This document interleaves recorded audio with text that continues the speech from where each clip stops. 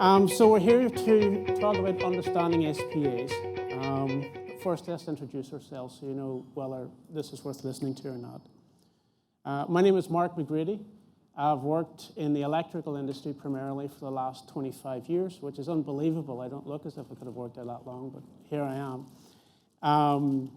It was a photo of me just a couple of weeks ago. You know, it's not an old photograph at all. I've had 2 kids in 3 years, so that's why I look like this now. I've worked for manufacturers. I worked for Schneider Electric, who Amar is part of this morning. I worked there for over 10 years in a department called Channel Development, which was working with the distribution channel on all things to do with rebates, SPAs, and various other distributor-led activities. I became a service provider in the electric industry. I built software that linked into inventory management systems, point-of-sale capture, and the SPA process itself. I was acquired by Sparks IQ in 2019. Sparks IQ is a company that specializes in price optimization and data analytics, and really helped me fall in love with the idea of how you can use data to magically make more money for your company. They're a business who can look at the transaction patterns of a business, look at where they're setting their pricing, identify where there's areas of price opportunity or less price sensitivity, and overnight with a magic wand, increase the profitability of companies by 50% or more. I also work for the National Association of Electrical Distributors, which is an association of 250 distribution companies and about 160 manufacturers in the electrical space to help them understand technology and development. IDEA, which is an Industry Data Exchange Association, and working with Enable to help them on this SPA journey. My history is a lot shorter. So I've worked for the Keystone Group, and we manufacture specialist products for the construction industry. I've been with them just over 21 years. That's my life story. That's it. But I'm lucky enough to have seen the evolution of SPAs. So 20 years ago, we were taking 2 a week into the office. We'd write them in a notebook. Now we hold 20,000 live SPAs, so we're issuing them day after day after day. When I started, there was me writing my notes. Now I have a team of 10 handling SPAs for our customer database. So I'm passionate about SPAs from the people side, the system side. So it's really good to be able to sit with Mark today and be able to talk about this. Perfect. When I arrived off the boat 25 years ago, somebody said, "What's an SPA?" I would have said it's a place where you go and get a massage and a facial. And in fact, it's hard to talk about SPAs because the SPA is a relatively localized term, a special pricing agreement. And in fact, these kinds of things are known by all kinds of different names in all kinds of different industries. So it's a hard thing to market, it's a hard thing to communicate. It takes a while for people to realize that you're talking about something that they have as part of their core business. And it's very difficult in the electrical space because there's no standard wording around it or terms around it. If you're a distributor, you may have SPA contracts with 40 or 50 different suppliers, and they have 40 or 50 different ways of talking about these things, filing rebate claims, understanding what the terms are, and that's incredibly painful. And it's such an administrative task, and such a confusing task that it actually becomes a real resistance for a lot of companies. So talking about SPAs is really talking about the devil in a lot of ways, because most people can't stand them. Most people think about SPAs and say, "Oh, the world would be a better place if we didn't have these things." And while I understand the pain of the administration of SPAs, they're actually a brilliant thing. But they're brilliant if you do them right, and that's a little bit of what I want to speak about today. So we've got all these different names: chargebacks, ship and debit, special pricing agreements, distributor pricing agreements, customer pricing agreements. Nobody can really agree what to call these things. The NAD Association itself put together a task force nearly 20 years ago to try and come up with a way to just refer to these things. And they decided that special pricing agreement made a lot of sense, and that name has kind of taken a little bit of root in various different industries. But the reason for these things is price. They are a vehicle to allow you to negotiate price in the marketplace and utilize your distribution channel. That's fundamentally what we're talking about here. So it's a rebate by another flavor. Andrew spoke a lot this morning about volume rebates, incentive rebates, growth rebates. And these are rebates, which is the same kind of thing. It's money after a sale that goes back to someone else in the supply chain, but it's to do with truing up the cost of goods sold at the price that you want to offer a particular customer. And the rebate is a mechanism to try and make that work. And I think we all know that we have a lot of different customers across the industries, and it's really good to get together to acknowledge that no matter what industry that we're in, we all have the same challenges, especially with special price agreements. Customers across the industries have different expectations, different needs, same with distributors, same with manufacturers, but everybody's looking to maximize profit. And if we're coming from a single point price, it's not going to work for us, and this is where we really encourage flexible pricing to maximize on profit. So anyone who's been in sales knows that customers will bang you on price. It's the very first conversation that they'll have whenever you're quoting anything. You can have the best product in the world, you can be the only person who makes it, and they could be desperately in need of this sort of stuff, and the first conversation will be, can you do anything on price? So this is just part of the sales process, part of the negotiation process. And customers know every trick there is to try and convince you why they need a better price than the first number that you offer to them. And in fact, in any sort of industrial B2B setting, typically the sales guy is going to be compensated based on getting the sale, not necessarily based on getting the profitable sale. And so we see over and over, this sales process is to move on price whenever they have to move on price and still get the commission at the end of the day. And that's why rebates, core rebates, are so important, because it's a way to protect profitability for companies.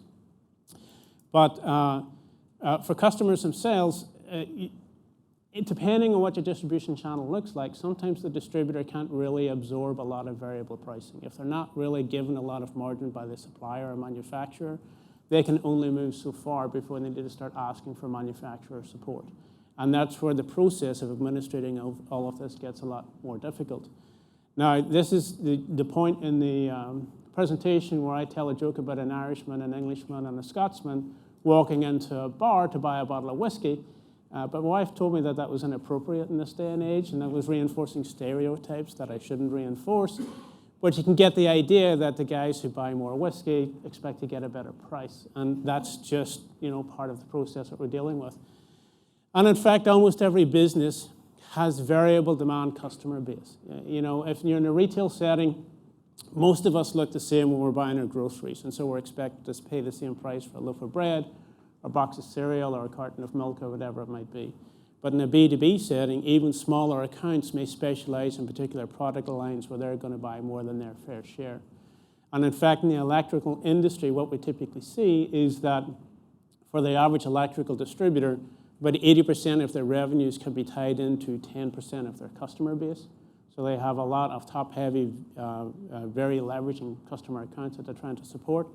And when you look into the detail of those customers, they're not all buying the same network of products. They can have a lot of specialization within there, where you can have a significant portion of your inventory that's selling to half dozen different customer accounts, and that's it. That could be typical in any sort of industrial setting, or MRO accounts, or any of that sort of stuff. But even in the construction space, there are contractors that will specialize in data centers or lighting units, or whatever it might be, that are buying more than their fair share. And it creates for a complex sales environment, because you could have, 3 guys standing in line at a counter to buy a light bulb, and the first guy pays $5 for his light bulb, and the next guy pays $4 for his light bulb. And the third guy walks up and says, well, how much should I pay? And the answer is, well, it kind of depends on who you are and how many you're going to buy. And there's a whole negotiation cycle that begins with that process that's to be expected and really needs to be embraced.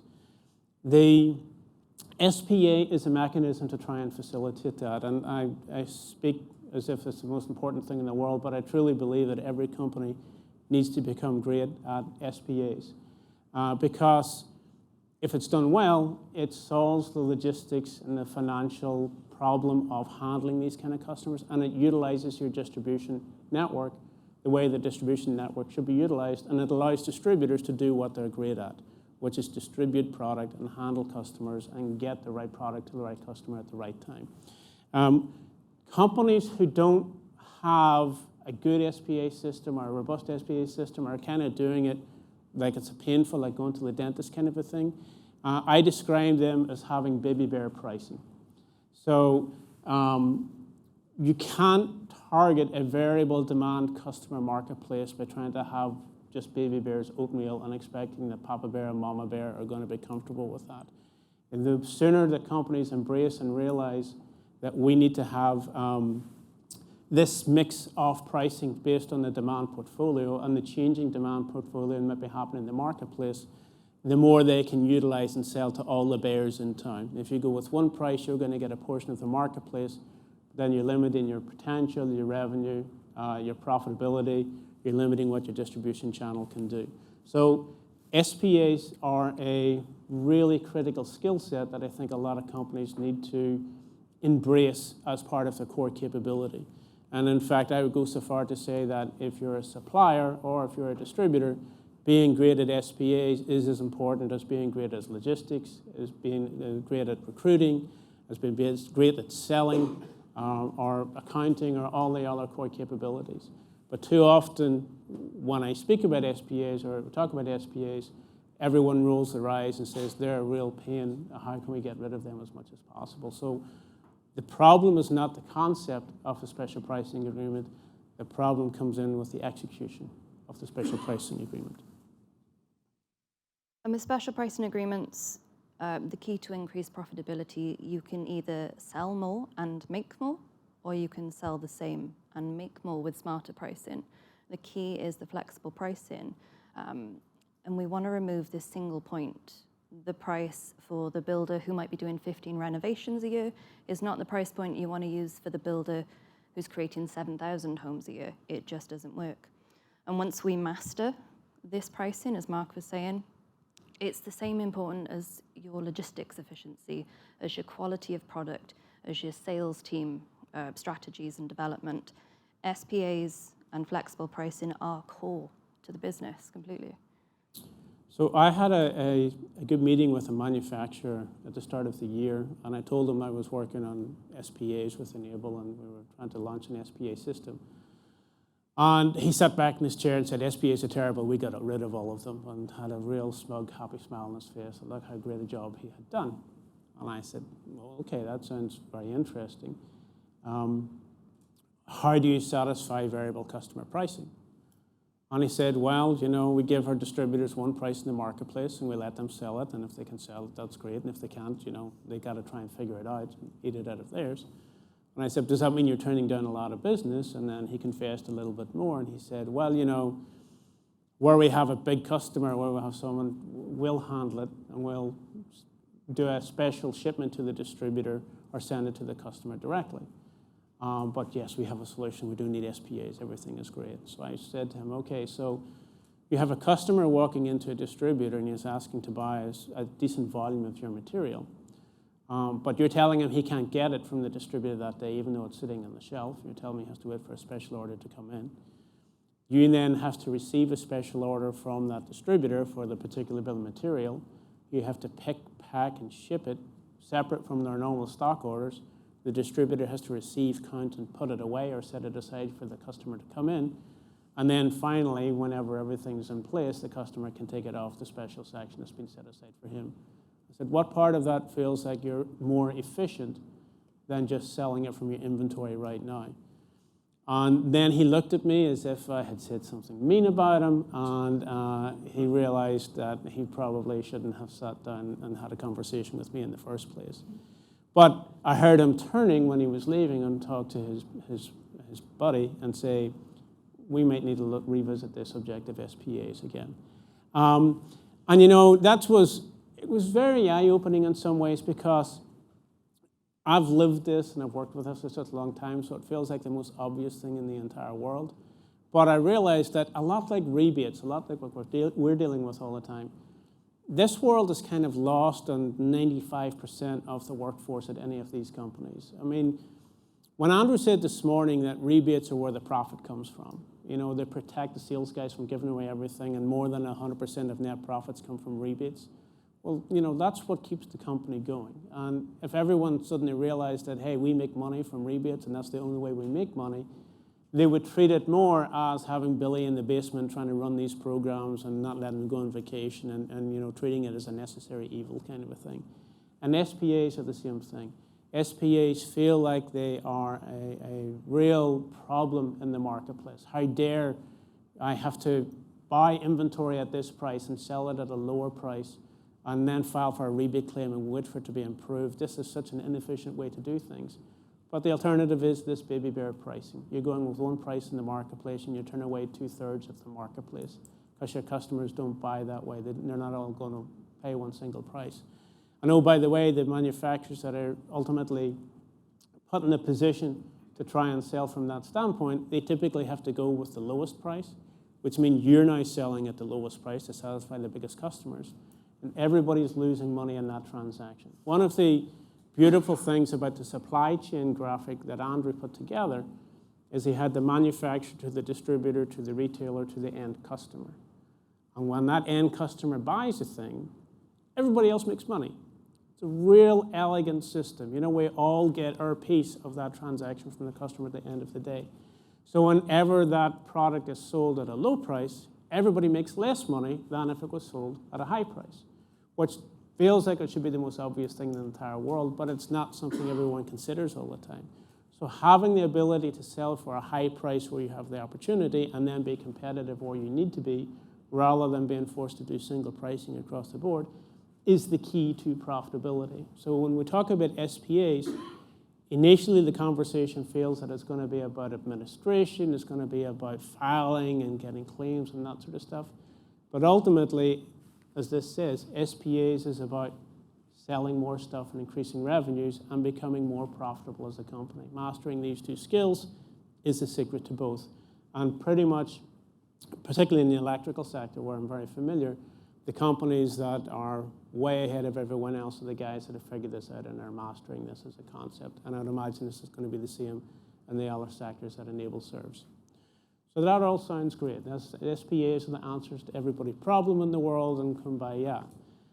There's just one slight problem. SPAs are an absolute nightmare to try and administrate. And that's where everybody falls down. The rebate programs, we saw some quotes this morning on managing rebate programs and having all of these different claims that you need to file every quarter and tracking how much you're due. When I worked for Schneider Electric, we had 2 rebate programs for all of our distribution channel. Pretty much, you know, that was it. This is your rebate program and this is your rebate program. There's 2 programs to try and administrate. There was 2 sets of calculations that were done every quarter, and then the checks were sent out at the end of the year. So woe is me, I have to jump in a spreadsheet once a quarter and do some math, and there we go. Very straightforward, but only 2 essentially rebate contracts that we were trying to support. This is way back when, so God knows what they're doing today. When I was still there, we had 65,000 special pricing agreements. We added 1,000 special pricing agreements every single month. So it was quite the issue, and like 90% of everything that we sold through distributor inventory had some sort of rebate component coming back again, some sort of special pricing agreement. And it really worked for us because it meant that our pricing was strategic. The special could be strategic in an SPA. We were targeted, we were careful, we made sure they were meeting customers at the price that they needed to buy, but we weren't whitewashing our customers across the board and painting pricing with a broad brush. But it was painful. I was there long enough ago whenever we were getting emails with claims coming in and faxes with claims coming in. And we had a team of people who were keying things into the system to try and figure out how much was due and all of that sort of stuff. And there has been some automation in the electrical industry in that field to try and get the money quicker to everyone, but it is still a painful process. Because SPAs ultimately are kind of this perfect storm of a logistical nightmare of trying to coordinate together. And I need to stand for this because I'm old now and I can't read this and I need to see this. There's 3 real components to this. The first one is getting the pricing right. When you're keying in a rebate program with Enable, you know, it's just a normal volume rebate program or loyalty rebate or something like that. It's fairly straightforward. SPAs can be specific down to the SKU, where you get a certain price for this SKU and a certain price for this SKU. It's specific down to individual customers, or it can be for customer types. So you got to figure out which type of customers are in and which type of customers are not in. If you get product line or product group discounts for special pricing agreements, you need to keep a track of which products are in and which aren't in. And quite often, one of the companies I worked with was Siemens, and they would have product managers that would just move products overnight. And all of a sudden, what was on a contract isn't on a contract anymore, and there's no way of communicating that out.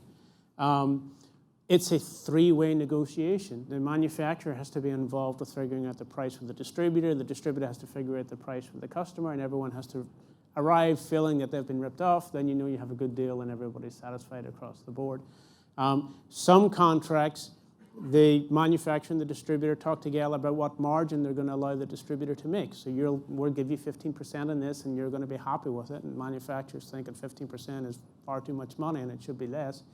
Other contracts, that will be never allowed at all whatsoever. So they'll say, this is the price to the distributor, and you kind of take it from there. But one of the biggest challenges, I think, with SPAs is, in electrical in particular, the vast majority of these deals are negotiated before anything is sold. And so, Lord help us, we have to go on the word of a sales guy, telling us how much business is there and what the opportunity is. And there's not a sales guy in the world that doesn't have a customer that's this big and this deep and is going to buy all this range of products. So we have two types of negotiation in electrical. We'll have what I call fixed quantity orders, where you have a bill of material coming in, like a project job or something like that. So, you know, we've got one of these facilities here, and they're putting in new lighting rigs, and they know they need 40 of these and 30 of these and 20 of these, and so you know what the bill of material is. It's $65,000 worth of electrical product. We'll sell it to you to 59 or 52 or something like that to try and get the business coming, but you know what the deal is. The other is, listen, we want to work with Kohler. We want Kohler to use our parts and incorporate everything in. We think they're going to buy $300,000 a year worth of material, but the purchasing person needs to know their price to begin the relationship together, so we'll go in hoping for the best. And then we need to close the loop and see if we actually got the business that we thought we were going to get, and that typically doesn't happen. So getting the pricing right is challenge number one with SPAs. Filing the rebate claim and making sure the rebate claim is good. When we did the video earlier, it took me 10 takes to do that video, by the way. That was a lot of work for me. It was a whole afternoon. But when the rebates, typically the average SPA rebate claim is between $30 and $50 for an individual line. So if there's $7.5 billion going through in $30 increments, there's a lot of transactions that are going back and forth. So the calculation and the details required are so much more complicated than just a volume rebate or a loyalty rebate. You need to go into every single line of every single claim and justify if that product is in the contract, if it was in the contract of the time that it was sold to the customer, and then what price should it be reimbursed at. And this is an ongoing debate that a lot of industries are facing. Do you use replacement price? So I will say that normally I buy this at $100. I'm selling it to this customer, so I want to reduce your cost of goods sold down to $80. So whenever you sell it to that customer, I will give you $20 back again. But if I increase the price to $120 and I still keep it at $80 for that customer, well, now it's $40 that you're going to get back. That's the replacement price model. But what if you didn't bring any into stock? What if you bought a whole bunch of stock before it was $100 and you've been selling that off over the next 6 months? As a distributor, distributors would do that all the time. Anytime there's a price increase, they would load up like crazy because it was a printing press for free money. And then not only would they get an increased value of inventory, but they would get increased rebates coming back again, where you're doubling their rebate without actually acknowledging that they didn't pay that price to come in. So then do you use acquisition price? Well, if you use an acquisition price, it means you have to tie every single sale to an order. And that is a data, that's a data disaster, essentially, trying to do that kind of thing. Very, very difficult to try and put that kind of information together. But financially, the difference between one and the other can make millions of dollars of difference to an organization. And if it goes the other way, if you have a manufacturer, which is going to be facing a lot of manufacturers in the next year, where prices have got too high and they want to start reducing prices and bring them down again, well, you're reducing the value of inventories, number one, but number two, if you use replacement price, you're now paying less than what the distributor paid to bring it into inventory. So he was quite happy whenever he was making more than he should have. He's not going to be as happy when he's making less than he should have. And it'll all shake out in the long run. Doesn't really work as a business strategy. So calculating the right rebate is very difficult. And for distributors themselves, the selling on an SPA is almost this act of faith because you're giving away the price to the customer in the hope that the manufacturer will come through and provide that claim after the fact. And if the manufacturer denies it and there's no recourse to that, you took a hit. And distributor margins are so small, typically, if you take into account all the cost to support, that you're just losing money on that kind of business. And that really needs to be rectified, in the long run. We can't continue to have this kind of erosion and this friction that exists. Nothing gets companies more upset than talking about the SPA process with each other. So that's why I love the subject so much, because it irritates everyone. So we're talking about syncing very separate systems, and we're talking about a lot of data sync that needs to happen.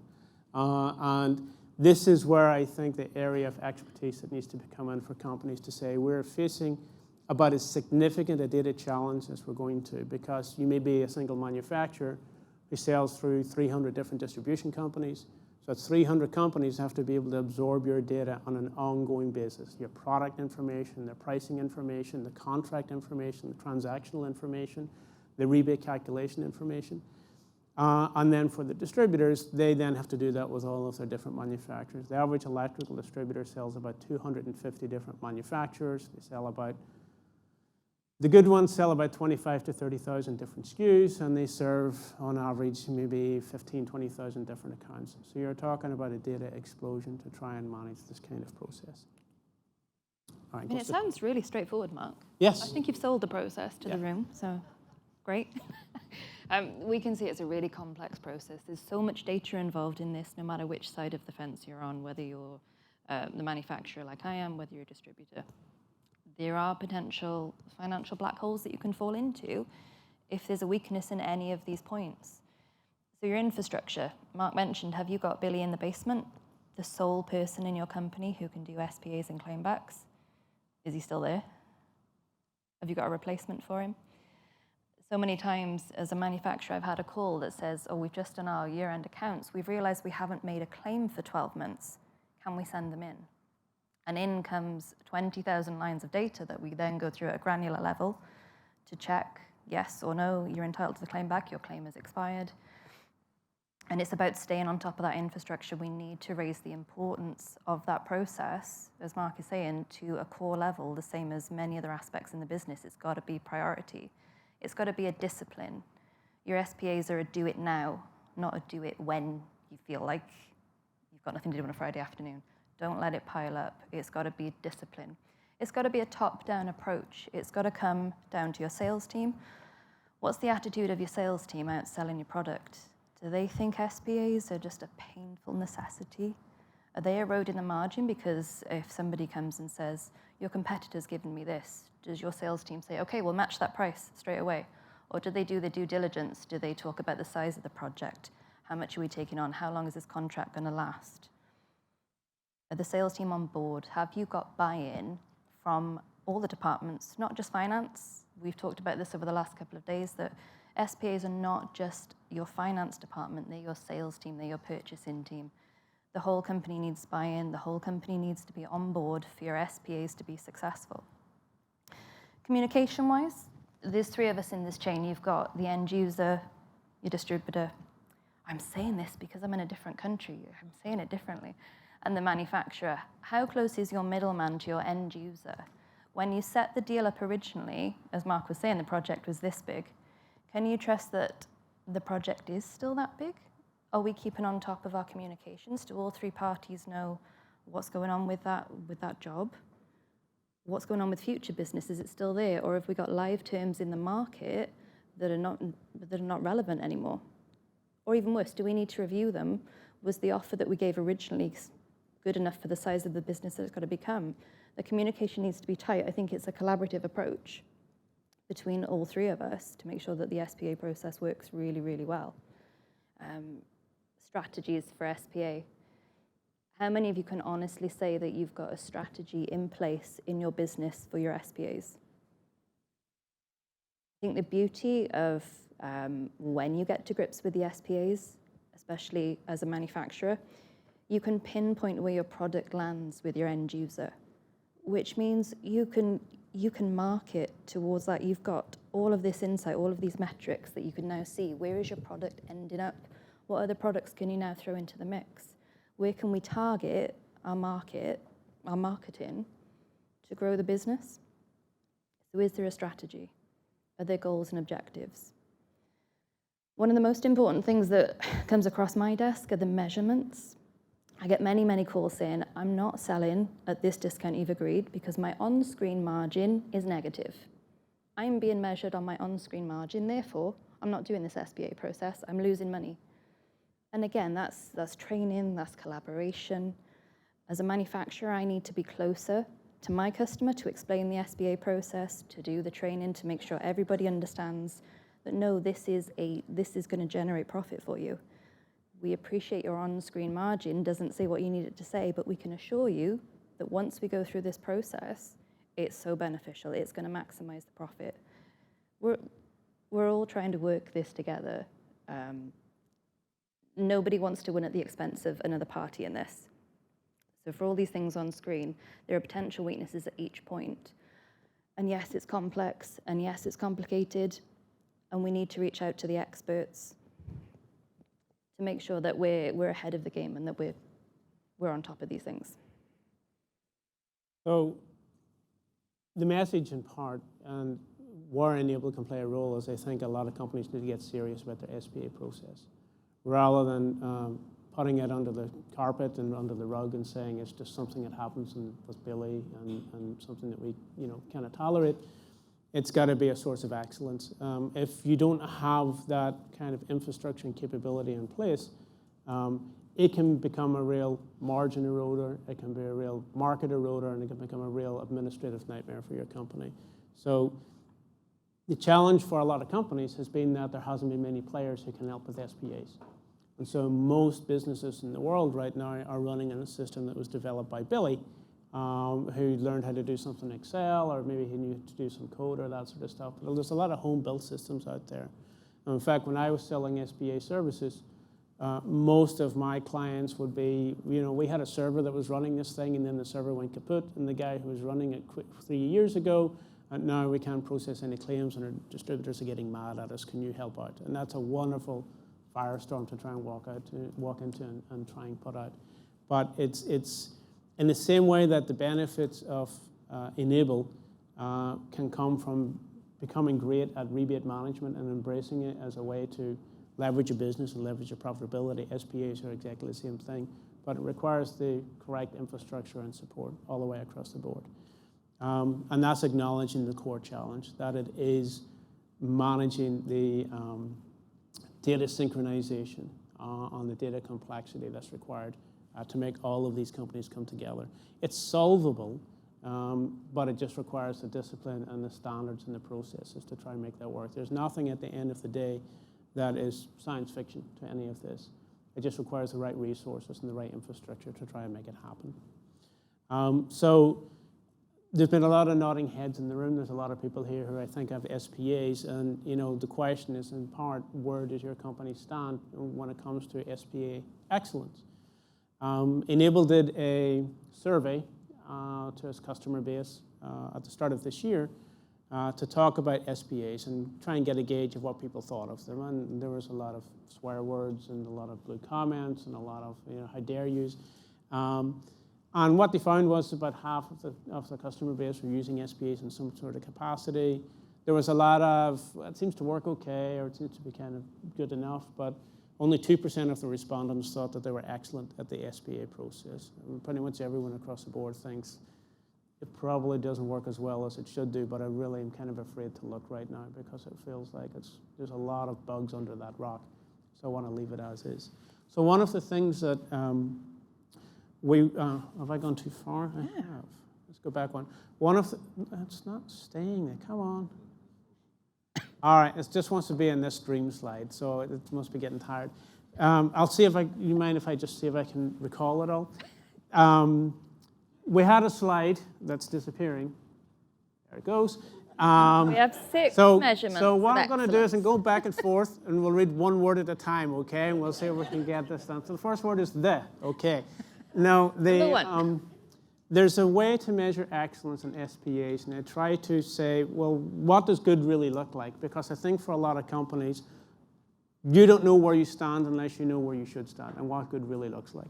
So the first thing to think about is the actual negotiation of an SPA contract. Can a customer call a distributor at 9 o'clock in the morning and say, hey, I want to buy some product and I want to get a special price on it because I'm buying a lot of it or whatever it might be? How long does it take before that customer gets their price? Can they get it in the same morning? Or do they have to wait a day or 2 days or a week or 2 weeks? How long does it take for that request to get posted by the distributor, to go back to the manufacturer, to go to their sales office or their pricing team and get the necessary approval to go back to the customer again? Because that's the speed of business. That customer is maybe calling 2 or 3 different companies to try and figure out the price. And if you're getting back in 3 or 4 days, he's maybe already placed the order somewhere else. And so I think excellence in SPA is that you get back that morning.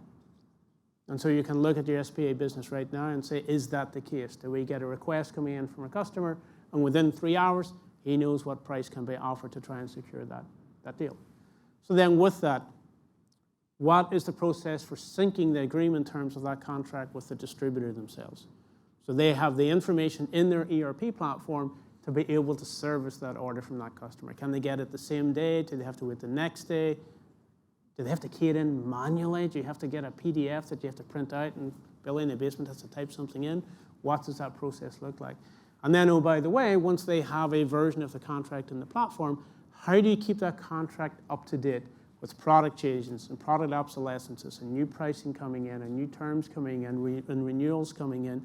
How do you continually sync 2 separate systems so that they've got the same data all the time? So when the distributor's making that sale on an SPA, they know that everything is correct in the platform. And it doesn't take a few errors before the cost for these things really line up.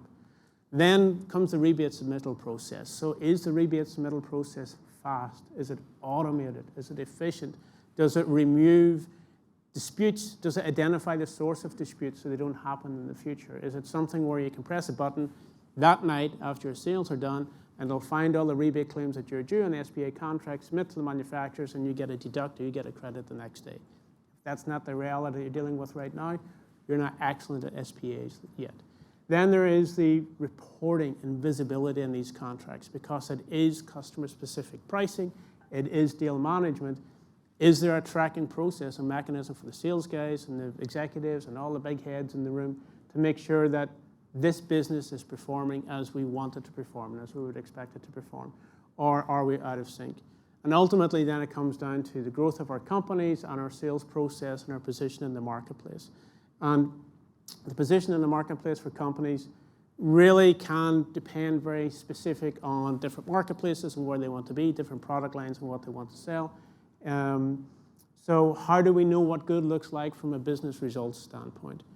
If we don't have all of those components when we talk about our SPA business, the ability to get a fast contract approved as quickly as possible, the ability to get that data in our distributor system so it's accurate, the ability to maintain it and keep it updated on an ongoing basis, in fact, changing at the pace of business, the ability to make the rebate process automated and smooth and clean and accurate, the ability to be able to report and measure and talk about the effectiveness of your pricing strategy, and then tying that into your sales and marketing goals.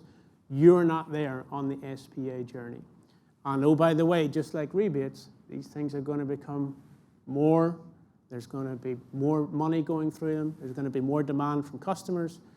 As you see, in electrical in particular, there's a lot of consolidation of distributors right now. So there's becoming a lot of major nationwide players, which means there's contracts for Ford and Boeing and Kroger and all these different companies, McDonald's, who want to have support everywhere across the country, and they want to have one nationwide price, maybe through different distribution channels. So the customers are getting there, and we have to make sure that we have the infrastructure to get there as well. That being said, I believe that when you embrace the SPA process and you become great at it, you are on a fast track to solving the majority of the problems that you face as either a distributor or a manufacturer today. It is the easiest way to logistically serve your marketplace. It makes the most effective use of your distribution channel. It allows you to tweak your market strategy and your sales revenue generation strategy. It allows you to optimize the profitability of what you want to do in every single marketplace. And it then gives you that kind of specific customer engagement to lock in and protect your business from being poached by competitors, because you've got a special price for that customer that meets his needs. And if your competitors don't have the same environment, they don't have the same infrastructure to meet their price in the same way. So there's a lot of name it and claim it that can go on as well. So a company like Schneider became very successful in part because very early on, they identified that SPAs wasn't just about administration. It was about market share. It was about revenue. It was about protecting what they had and growing where they needed to and being strategic. So let me just go to the last one because we're nearly done here. See if it's going to work. It's not. Okay, it's just jumping. It's got the afternoons like I do. So hopefully that helps everyone a little bit in talking about the opportunity with the SPA process. The pain that most companies feel with SPAs is universal. It doesn't matter what industry you're serving. It doesn't matter what kind of products you're trying to sell or customers that you're trying to sell to. It's the same challenge for everyone across the board. And what we want to do is hear from you guys in terms of your experiences, in terms of what you would need, in terms of what would make your lives a lot easier, or where you stand against what being great at SPAs looks like. I will be around. I guarantee I will be in the bar tonight, at least some bar tonight, so feel free to ask me any questions. That is the best time at the Yes, bar. that's where I'm most coherent. Otherwise, thank you very much for your time this afternoon.